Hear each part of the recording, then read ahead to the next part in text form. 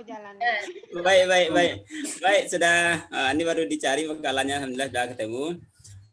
Kita lanjutkan pada materi berikutnya dengan tema itu pendidikan keimanan di dalam Al-Qur'an. Yang akan disampaikan oleh Bu Tafiati. Alhamdulillah makalannya juga sudah dapat kita baca bersama. Untuk menghemat waktu kita langsung saja kepada Bu Tafiati. Silakan Bu Tafiati.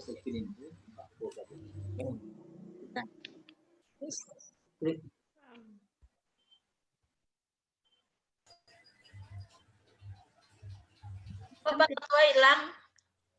Silakan Bu Tafiati. Udah kelihatan ya Pak?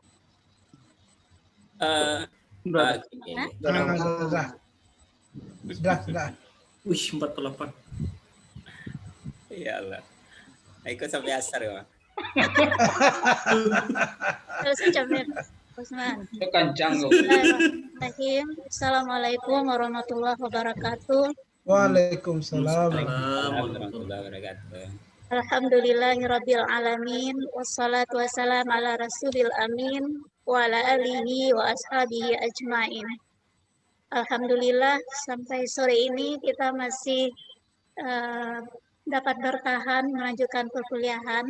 Sebelumnya yang saya hormati Bapak Profesor Dr. Rusdi AM, LCMA, kemudian Pak Usman sebagai moderator, Bapak Ibu pejuang-pejuang cinta ilmu yang rahimakumullah. Mohon maaf ini suara sudah agak serak Pak. Tapi jadi kita usahakan aja efisien dan efektif mungkin. Baik, kita lanjutkan tema kita pada sore ini. Ini semakin sore semakin berat kajinya. Pendidikan keimanan dalam Al-Quran. Saya sebelum mulai ini di hadapan para ustadz, para doktor, terutama Pak Prof. Ini sungguh kaji yang berat nih Pak, jadi mohon maaf kalau nanti dalam sajiannya banyak kurangannya atau tidak mendalam. Mudah-mudahan nanti dengan diskusi kita akan mendapat lebih banyak. Ada nggak Pak?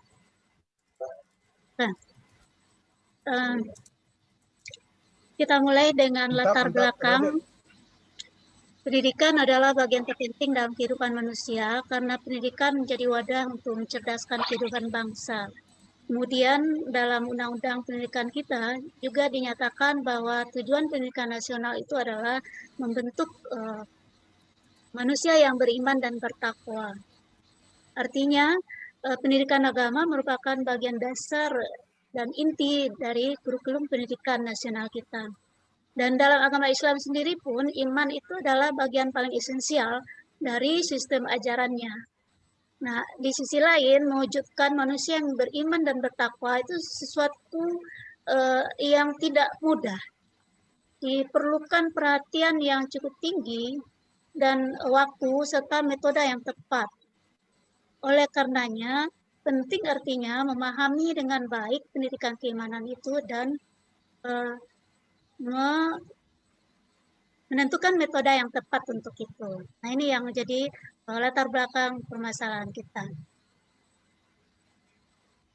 Berangkat dari itu, maka pembahasan kita pada sore ini, pertama, pengertian dan hakikat pendidikan keimanan, kedua, urgensi iman bagi manusia, tiga, ruang lingkup pendidikan keimanan, dan empat, metode pendidikan keimanan dalam Al-Quran.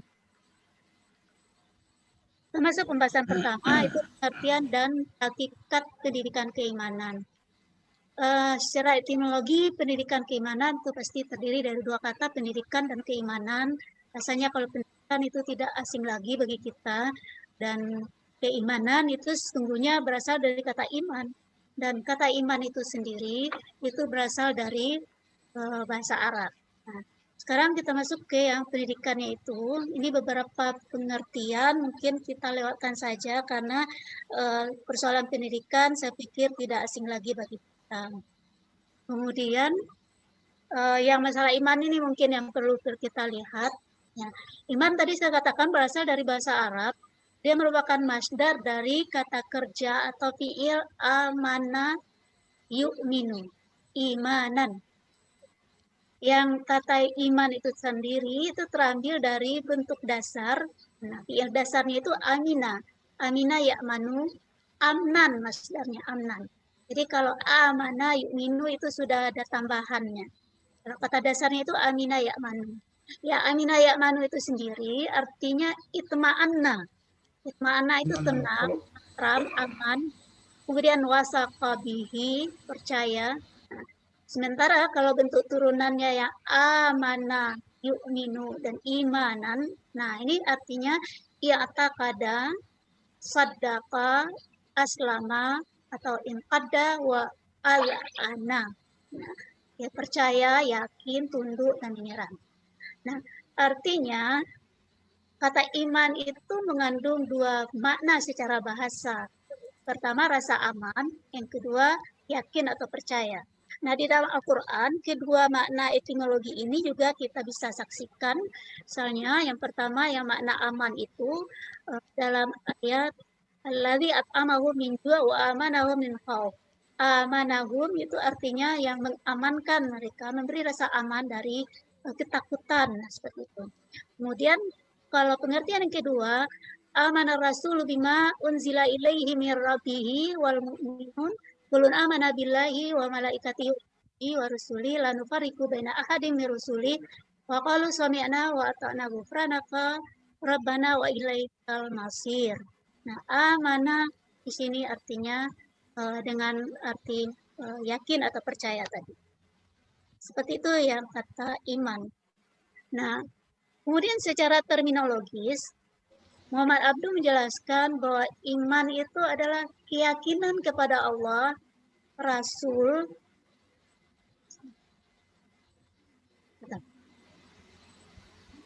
ya, hari akhir tanpa terikat dengan apapun, kecuali harus menghormati yang telah disampaikan dengan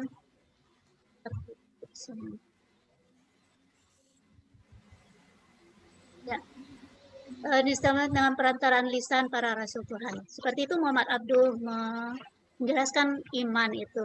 Dan Rasulullah dalam hadis beliau, hadis ini panjang ya, ketika Jibril datang mempertanyakan ihsan, Islam dan iman itu. Nah, Rasul menjawab di sini ketika Jibril mengatakan fa'akhbirni anil iman qala antu'mina billah wa malaikatihi wa kutubihi wa rusulihi wal yaumil akhir wa tu'mina bil qadri khairihi wa syarrihi. Qala sadaqata. Rasulullah menjelaskan ketika Jibril meminta beritahu aku tentang iman, Rasul menjawab, engkau beriman kepada Allah, kepada malaikat, kitab, Rasul, hari akhir, dan kadar baik dan kadar buruk. Nah, ini dibenarkan oleh Jibril dengan ungkapannya sadaqatan. Nah, berbeda dari Muhammad Abdul dan apa yang ada dalam hadis Nabi tadi, yang lebih berbicara tentang ruang lingkup iman, Hasbi As-Siddiqi memberikan penjelasan terkait komponen dari iman itu. Saya pikir seperti itu. Karena Hasbi As-Siddiqi mengatakan iman itu al-qaulu bil lisan wa tasdiq bil qalbi wal amal bil arkan. Iman itu mengucapkan dengan lidah, membenarkan dengan hati, dan mengerjakan dengan anggota tubuh. Jadi di sini ada 3 komponen utama, mulai dari al-qaulu bil lisan wa tasdiq bil qalbi wal amal bil arkan. Tapi ada juga yang mengedepankan tasdiknya dulu, tasdik bil qalbi, al-qaul bil lisan wal amal bil arkan. Nah, seperti itu. Kemudian Yusuf Qaradawi menyebut iman menurut pengertian sungguhnya ialah kepercayaan yang meresap ke dalam hati dengan penuh keyakinan tanpa dicampuri oleh syak dan ragu, serta memberi pengaruh terhadap pandangan hidup, tingkah laku, dan perbuatan sehari-hari. Ibnu Qayyim juga menjelaskan hakikat iman adalah sesuatu yang terdiri dari perkataan dan perbuatan. Nah, perkataan itu ada 2 macam. Perkataan hati, yaitu keyakinan, dan perkataan lisan, yaitu menyatakan keislaman. Sementara perbuatan juga begitu, ada perbuatan hati dan perbuatan anggota tubuh, arkan tadi. Nah, dalam konteks ini, maka pendidikan keimanan berarti proses berupa upaya menumbuhkan dan mengembangkan keyakinan, kepercayaan, dan pembenaran dalam diri seorang kepada Allah, pada malaikat, kitabnya, rasulnya, dan hari akhir, dan kepada takdir yang baik dan yang buruk, yang dibarengi dengan pernyataan lisan dan pembuktian dengan perbuatan. Dalam konteks ini juga An-Nahlawi itu lebih memperjelas bahwa pendidikan keimanan berasaskan kepada upaya memahami rukun iman, menyadari serta membenarkannya, meyakini maknanya dengan penuh yakin, dan keyakinan tersebut akan melahirkan ketentraman jiwa, kelurusan tingkah laku, dan berdasarkan makna keimanan yang dibenarkan oleh aku. Karena itu pendidikan iman dimulai dari menjelaskan makna uluhiyah, rububiyah, dan makna ubudiyah manusia kepada Allah semata, serta sifat-sifat ilahiyah yang tidak boleh disandarkan kepada selain Allah. Di sini An-Nahlawi sekaligus menjelaskan ruang lingkup ajaran tauhid atau iman itu yang akan berikutnya akan kita lihat. Nah, pembahasan berikutnya urgensi iman bagi manusia. Berangkat dari tadi di awal saya mengatakan bahwa iman itu sesuatu yang esensial karena memang sangat urgen dalam kehidupan manusia. Karena keimanan atau tauhid itu adalah fondasi atau asas bagi semua bangunan Islam. Bahkan seharusnya fondasi bagi semua bangunan kemanusiaan yang benar. Jadi tauhid adalah bagian paling inti dalam ajaran Islam. Nah, kalau kita kembangkan sebenarnya seluruh ajaran Islam itu adalah tauhid. Jadi karena tadi dari definisi tauhid mulai dari tasdik bil qalb, kemudian al-qaul bil lisan, dan al-amal bil arkan atau bil jawarih, itu semuanya selesai dengan tauhid itu sebenarnya. Jadi itu maka dikatakan bahwa tauhid itu adalah fondasi, dan di atas fondasi itulah semua ajaran-ajaran yang lain itu dinyatakan. Kemudian di samping itu iman juga sebagai penentu bagi sahnya amal dan ibadah, dan sekaligus menentukan kualitasnya. Nah, dalam hadis Rasulullah mengatakan bahwa tidak akan diterima amalan seorang kalau memang tidak ada dilandasi oleh keimanan di dalam hatinya. Jadi kalau ada orang non-muslim yang beramal baik, punya kesantunan, suka menyantuni anak yatim segala macam, tentu amalan tidak akan. Dan yang ketiga dari urgensi iman itu, setelah dia jadi fondasi, kemudian penentu bisa amal, iman juga sebagai pendorong bagi seorang untuk konsisten dan berpegang teguh, bahkan sanggup menyerahkan segala hidupnya bagi keyakinan itu. Karena itu kesempurnaan keimanan seorang itu dapat diukur dari akhlaknya sehari-hari.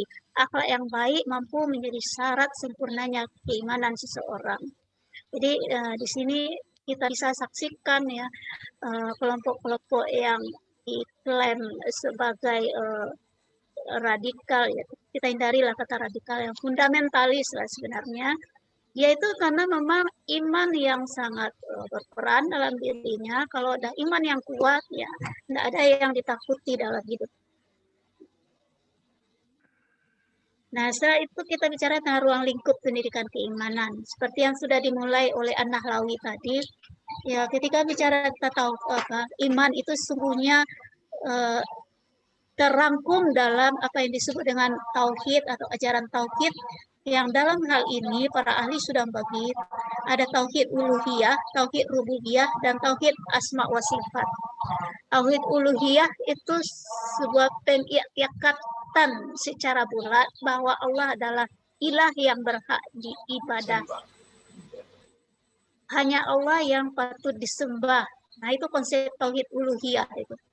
Bahwa peribadahan, persembahan itu semata-mata hanya dihadapkan kepada Allah.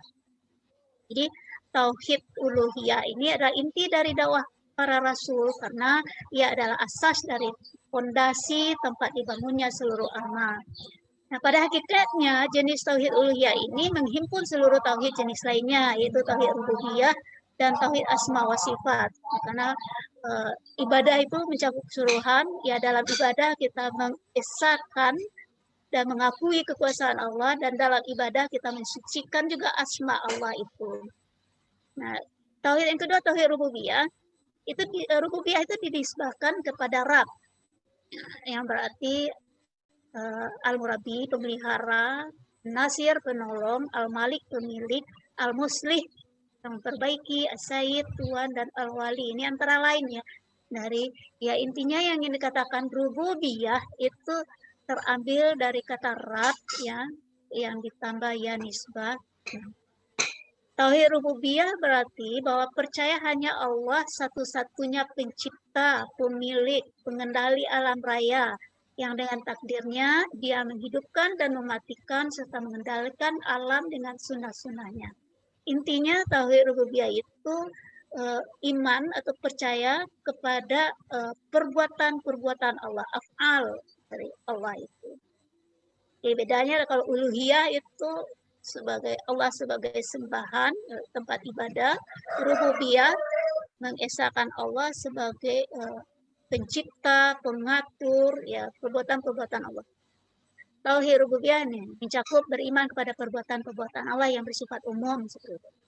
Yang ketiga tauhid asma wa sifat. Tauhid asma wa sifat tetap berdiri di atas 3 asas.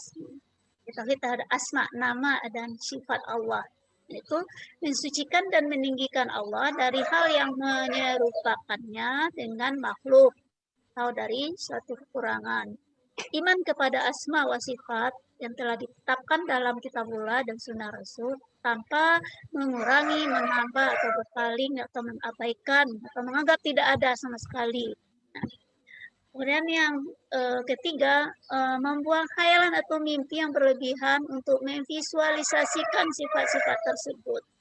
Jadi kalau ada upaya untuk memvisualisasikan atau membayangkan bagaimana Allah itu ke maha pengampunan Allah atau ke maha pemurahan Allah, nah itu tidak mungkin kita lakukan karena memang sifat-sifat Allah itu jauh dari apa yang kita bayangkan. Ini yang penting, poin keempat ini, metode pendidikan keimanan dalam Al-Quran. Setelah kita pahami bahwa iman tadi itu urgen dalam kehidupan dan pendidikan keimanan itu sebuah keniscayaan, lalu seperti apa metode yang tepat dalam pendidikan keimanan? Karena Al-Quran adalah kitab suci yang punya fungsi utama sebagai petunjuk yang mengeluarkan manusia dari kegelapan syirik menuju cahaya tauhid serta mendorong untuk beramal saleh, maka sangatlah layak kalau kita merujuk kembali Al-Quran, bagaimana Al-Quran berbicara tentang pendidikan keimanan. Nah, menurut Ibnu Qayyim, setiap ayat Al-Quran itu mengandung ajaran tauhid. Seperti itu betul esensi Al-Quran itu sesungguhnya tauhid, yaitu berupa pembuktian kebenaran tauhid dan ajakan bertauhid. Jadi secara garis besar menurut Ibnu Qayyim Al-Quran itu intinya tauhid dan bentuknya itu membuktikan kebenaran tauhid dan ajakan untuk bertauhid yang diformulasikan dalam berbagai bentuk. Pertama, bersifat informatif tentang Allah terkait nama-nama, sifat, dan perbuatan-perbuatannya. Ini yang disebut dengan tauhid al-ilmi al-khabari. Jadi informasi tentang tauhid itu. Yang kedua, ajakan atau dakwah agar menyembah hanya kepada Allah saja dan meninggalkan menyembah selainnya. Ini yang disebutnya dengan tauhid al-iradi at-talabi, yaitu tuntutan untuk bertauhid. Yang ketiga, berupa perintah, larangan, dan keharusan untuk mentaati semua perintah dan larangannya. Ini yang disebut dengan hukukut tauhid wa mukmilatih, syarat-syarat tauhid itu dan menyempurnakan tauhid itu. Dan yang keempat, informasi tentang kepemurahan Allah terhadap ahli tauhid, baik semasa di dunia maupun di akhirat. Nah, sebagai balasan atas ketauhidannya. Ini yang disebut dengan jazaa'ut tauhid. Dan yang kelima, berupa informasi tentang ahli syirik dan perlakuan Allah terhadap mereka di dunia dan di akhirat. Ahli syirik berarti man kharaja an hukmi tauhid. Ini informasi khabar man kharaja an hukmi tauhid. Jadi itu. Nah, berdasarkan itu untuk menanamkan ajaran tauhid di atas atau apa yang disebut dengan pendidikan tauhid, Quran punya metode atau cara yang patut kita cermati. Nah, seperti yang dijelaskan oleh Muhammad bin Syakir dalam tulisannya, antara metode yang kita temukan dalam Al-Quran, dalam pendidikan atau penanaman nilai-nilai keimanan atau tauhid ini, pertama yang disebut dengan metode takrir, kedua metode talab, tiga metode kisah, metode tarhib, darbul masal, qiyas al-ghaib al-hadir, ar-ruju' ila tarif, dan istishhad bil waqi' al-mahsus. Ya, berikut kita jelaskan satu persatu. Pertama, metode takrir.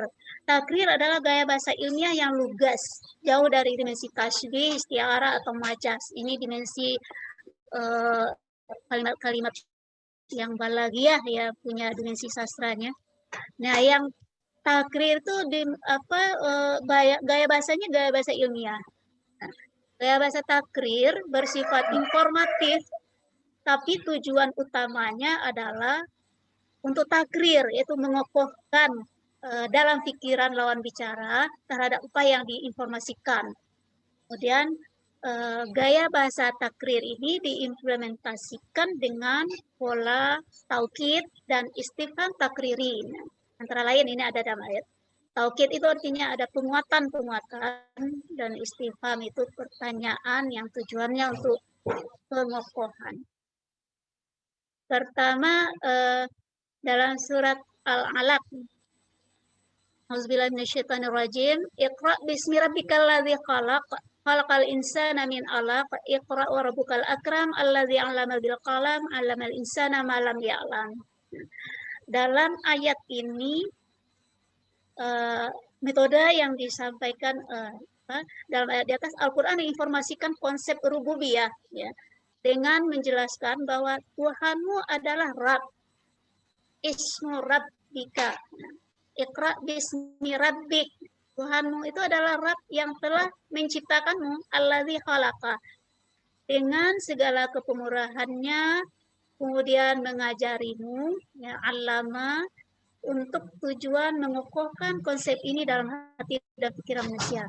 Digunakan taukid dengan bentuk pengulangan lafaz di sini, yaitu lafaz Iqra berulang 2 kali, kemudian lafaz khalaqa dan lafaz allama.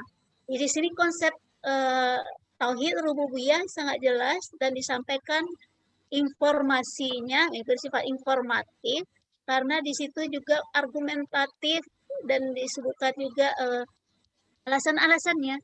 Kenapa Rabb itu, kenapa Tuhan itu Rabb? Karena ia khalaqa.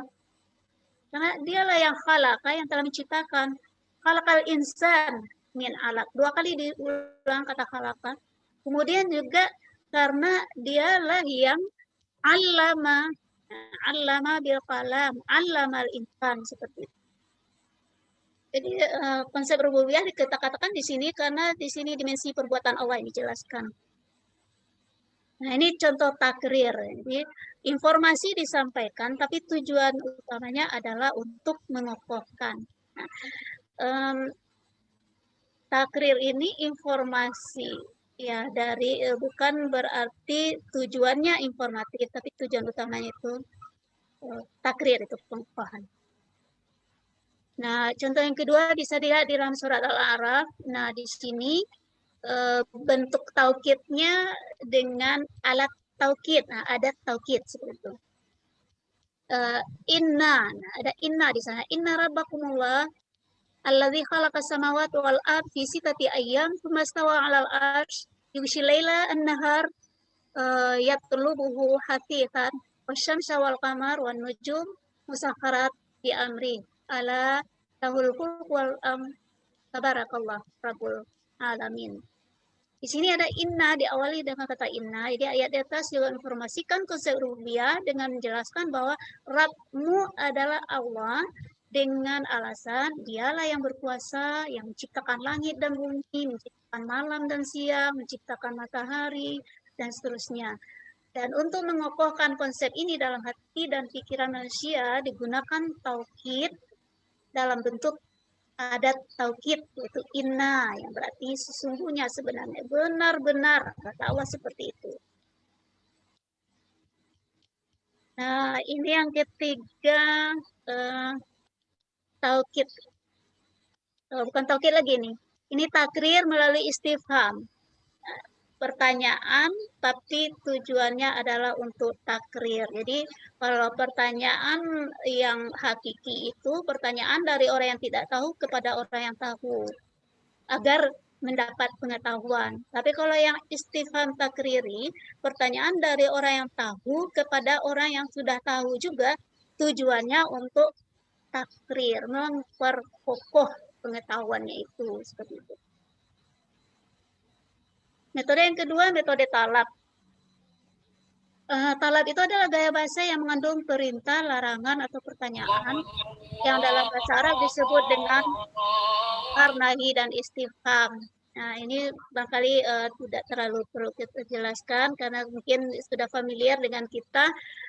Dalam Al-Quran misalnya ada perintah, ya ayyuhallazina amanu, aminu. Nah, kalau orang beriman, berimanlah. Nah, di situ ada amar, perintah untuk beriman. Jadi dalam ayat atas konsep iman ditanamkan atau dididikkan dalam bentuk perintah, yaitu berimanlah kamu, seperti itu.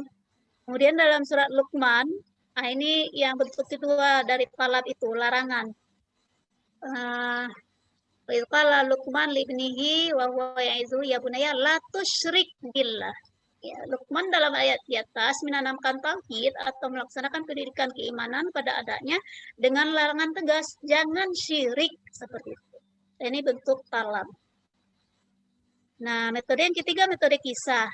Nah, ini barangkali juga tidak asing bagi kita ya, kisah itu cerita atau kejadian dalam kehidupan seorang.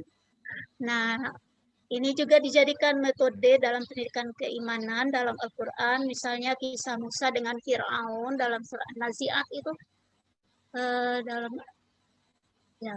Ataka hadi Musa idnadahu rabbu bil wadil muqaddasi tuwa izhab ila fir'aun innahu tagha faqul hallaka ila an tazakka wa ahdiyaka ila rabbika fatakhsha fa arahul ayatul kubra fakadzdzaba wa asa thumma adbara yas'a fa syara fanada faqala ana rabbukumul a'la fa akhadahu Allahu naqalal akhirah wal ula inna fi dzalika la'ibratan liman yakhsha.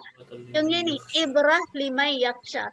Jadi kisah Musa dan Fir'aun itu kata Allah sebagai ibrah, pelajaran keimanan, karena betapa kedurhakaan Fir'aun sampai ke tingkat yang paling tinggi dalam ayat tadi, itu menganggap dirinya itu sebagai Tuhan. Namun Allah tidak membiarkannya begitu saja, karena lalu Allah mendatangkan azab bagi Fir'aun langsung di dunia dan apalagi nanti di akhirat. Terlihat dengan jelas pesan tauhidnya. Jangan main-main dengan tauhid karena azab Allah itu nyata. Kemudian dalam kisah Ibrahim, ya, kisah Ibrahim mencari Tuhan juga bisa jadi media dalam pendidikan. Contohnya, petualangan pemikiran Ibrahim dalam mencari Tuhan dalam kisah di atas tentunya di bawah tunjuk Allah, ya, berakhir dengan ketundukan kepada Allah Sang Pencipta. Jadi kalau tadi kisah Musa dan Firaun memang kekafiran Firaun endingnya, kalau kisah Ibrahim mencari Tuhan itu ketundukan Ibrahim endingnya. Berikut metode target. Nah, target ini secara etimologis adalah bentuk turunan dari kata kerja raghaba yang berarti menyenangi, menyukai. Nah, target itu mengandung makna satu harapan untuk memperoleh kesenangan, kecintaan, dan kebahagiaan. Semua itu dimunculkan dalam bentuk janji-janji berupa keindahan dan kebahagiaan. Allah dalam Al-Quran menjanjikan bahwa orang yang beriman itu akan dibalasi dengan surga, dan orang yang beriman itu mereka lah orang-orang yang dapat petunjuk, seperti itu. Misalnya dalam surah Al-An'am, itu semacam janji-janji yang memotivasi orang untuk memperkuat keimanannya itu. Jadi, orang beriman dan tidak mencampur adukkan iman mereka dengan syirik, mereka itulah orang yang mendapat rasa aman dan mereka mendapat petunjuk. Nah, ini contoh target yang lain, Ya, barangkali kita lewatkan saja intinya dalam ayat di atas, pendidikan keimanan berlangsung melalui janji Allah untuk orang yang beriman, yaitu bahwa orang yang beriman akan beroleh keamanan dan akan dimasukkan ke surga yang sangat luas dengan segala keindahan dan kemewahannya. Ini menjadi motivasi. Berikut metode tarhib. Nah, ini kebalikan dari tarhib. Tarhib ini ancaman. Ya. Sini katakan fa'amalladzina kafaru fa'u'adzibuhum adzaban syadidan. Itu dia wal akhirah. Orang kafir akan saya azab kata Allah. Kemudian innalladzina kafaru lam tughni anhum amwaluhum wala auladuhum minallahi syai'an wa ulaika hum waqudun nar. Orang kafir itu menjadi ancaman buat orang kafir itu orang yang tidak beriman bahwa mereka akan diazab, dimasukkan ke neraka dan bahkan jadi bahan bakar dari api neraka. Jadi berikutnya metode kias al-ghaib alal hadir. Itu satu metode analogi atau perumpamaan hal-hal yang gaib dengan yang konkret. Ya, yang tentunya akan mempermudah pemahaman dan yang akhirnya menambah keyakinan terhadap yang gaib. Model seperti ini dapat kita lihat dalam ayat-ayat misalnya iza zuliyatil ardu zilzalaha wa akhrajatil ardu asqalaha sampai seterusnya. Nah, kemudian ini sebenarnya bagaimana Allah mencoba mengkonkretkan peristiwa kiamat. Kiamat itu adalah hal gaib. Digambarkan bahwa apabila bumi diguncang dengan sedahsyat-dahsyatnya dan bumi mengeluarkan beban beratnya, kemudian manusia pada saat itu bertanya apa yang terjadi dan seterusnya. Nah, misalnya lagi dalam surah Al-Waqi'ah ini juga visualisasi dari peristiwa kiamat itu. Jadi pada ayat di atas Al-Quran menggambarkan peristiwa kiamat, surga dan neraka, ya. Dan semuanya itu adalah hal yang gaib, yang merupakan gaib dan dengan gambaran yang konkret semuanya di atas. Berikutnya metode ruju' ila tarikh. Ruju' ila tarikh itu artinya pemanfaatan sejarah dalam menyampaikan pesan. Al-Quran menjelaskan bagaimana kedurhakaan yang dilakukan oleh penduduk satu negeri yang bergaya hidup mewah, kemudian hedonis, sehingga mengakibatkan kerusakan sosial yang akhirnya menyebabkan hancurnya negeri mereka. Itu bisa kita saksikan dalam ayat-ayat berikut. Ya.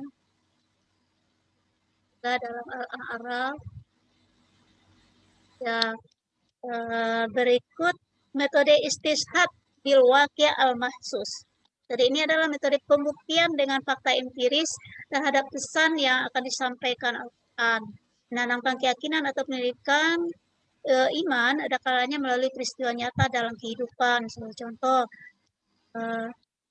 ini dalam surah Jum'ah, qul innal mautal ladzi tafirruna minhu fa innahu mulaqikum. Kematian itu sebenarnya adalah sebuah peristiwa nyata yang tidak bisa dihindari oleh siapapun dan bukti dari kekuasaan dan keberadaan Allah ini jadi media dalam pendidikan iman. Samping itu istishad itu pembuktian itu juga apabila kita memperhatikan segala yang ada ya di permukaan bumi ini, alam semesta, mulai dari diri kita sendiri sampai kepada alam semesta, ciptaan Allah, pergantian malam dan siang, dan segalanya itu merupakan istishad, pembuktian terhadap keberadaan Allah. Seperti itu. Ya, barangkali itu yang bisa saya sampaikan Bapak Prof, Bapak Ibu. Al-akhir, syukran wassalam. Kembalikan kepada Pak Usman. Terima kasih Pak Usman. Moderator digantikan oleh Bu Zulherma, Bu Tafiati. Ya, Bu Zulher.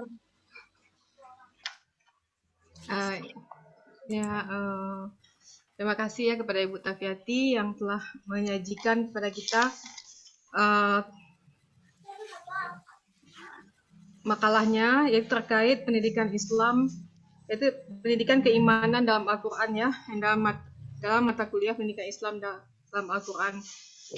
Jadi selanjutnya apakah kita pending dulu Pak Prof untuk sholat.